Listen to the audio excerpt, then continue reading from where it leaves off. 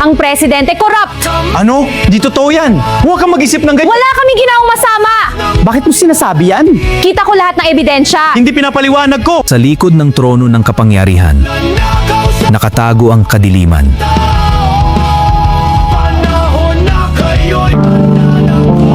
Ang presidente kurap, nakatago ang kadiliman. Hindi ko akalain na ganito pala. Kailangan natin magsalita. Hindi na ito matitiis. Tama ka, magkakaroon tayo ng katapusan.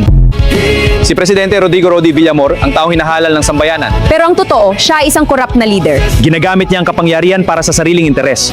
Dapat tayong kumilos para sa bayan. Ang president mukhang mabait at tapat. Mga kasamahan, magtulungan tayo. Pero sa likod ng ngiti at pangako, siya ang hari ng korupsyon. Salamat, Presidente. Wala kang kailangang ipag-alala. Mr. Presidente, ang presyo ng kuryente ay tumaas dahil sa korupsyon. Mayroon kaming ebidensya ng ninakaw na pondo. Puro kaya ako siyang wala kayong katibayan. Narito ang mga dokumento ni nakaw mo ang pera ng bayan. Hindi ako amin. Umalis kayo! Team, our results are in. We hit every target. That's incredible. Great work, everyone. Yes, this is a huge win for us. I'm so proud of this team! To many more successes. Ginong Panggulo, ang korupsyon ninyo ay hindi na matitis. Anong sinasabi mo? Walang ebidensya. Nandito ang mga papeles, itigil nyo na! Hindi. Ako ang presidente. Kaharapin yung batas! Ako ang presidente. Ang presidente niyong corrupt. Rodi, anong ginawa mo? Hindi mo to magagawa sa amin. Tama na, Rodi. Umalis ka na. Huwag kayong makialam. Umalis na kayo. Ang presidente ng kumpanyang ito, siya ang mukha ng tago. Salamat sa inyo lahat. Magtulungan tayo para sa masas maganggi at pangako, siya ang hari ng korupsyon. Ito na hinihintay natin. Siguraduhin na walang makakaalam. Opo, ma'am. Diskarte lang. Marco, harapin mo ako, presidente mo si Presidente Rodi. Ano po, presidente? May ebidensya ako. Kurap ka, Ate Marco. Hindi totoo yan. Kailangan para sa opisina. Wala kang awa. Magsisinungaling ka pa. Presidente, please. Ate Marco, harap mo ako ngayon. Ano pong problema, Mr. President? Ang presidente, tinatawag kang corrupt. Hindi po totoo yan, sir! Mr. President, kalma lang po. Wala ka pa kung duyabe! Wala tunay ko ang inosensya ko.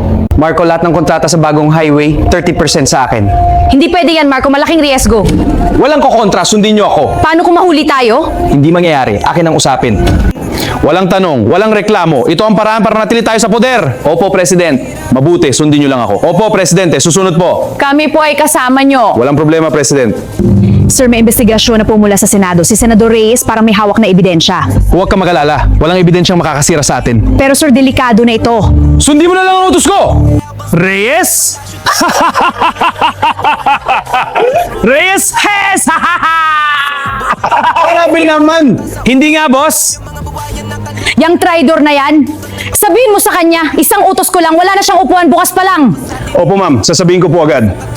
Wala nang bawi yan, isang utos ko lang. Rodrigo! Anong ginawa mo? Niloko mo ako, nakakahiya ka! Ubusin ko ang lahat ng kasinungalingan mo. Wala kang awa! Sinasabi ng tao na korup ka, na tayong pumatay sa katarungan. Paano mo nasabi yan? Wala kaming ginawang masama. Ay, ebidensya ako. Hindi na tayo ligtas. Hindi totoo yan, kailangan ng pruweba. Tama, patunayan mo muna. Huwag tayong mag-away. Elena, huwag kang maging tanga! Rodi, ano ba? Masakit! Tama na yan! Sundin mo ako! Hindi pwede, Rodi. Mali yan. Wala kang choice! Tama na, pareho kayo. Elena, huwag kang maging tanga! Rodi, ano ba? Masakit! Tumigil ka! Sundin mo ako ngayon din! Hindi ko kaya! Bitiwan mo ako!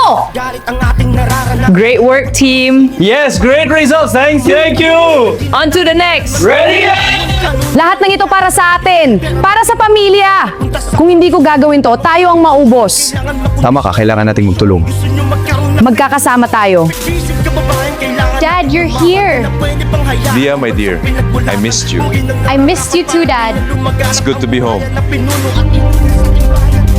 Korupsyon, ama ko? Hindi to totoo. Paano niya nagawa to? Kailangan kong malaman ang buong katotohanan. Sandali lang, kailangan kong i-check ito. Korupsyon, ama ko? Hindi to pwede. Kailangan kong malaman ang buong katotohanan. Habang ikaw nasa palasyo, nagpapayaman. Ha? Nagpapayaman? Paano? Secret, kayod lang ng kayod. Wow, ang yabang mo. Share naman dyan. Saka na, magtiis muna kayo sa palasyo. We're just hardworking employees. Huwag na kayong mag-deny, ang yaman-yaman nyo na. Okay, guilty. Pero discreet lang ha. Baka marinig tayo.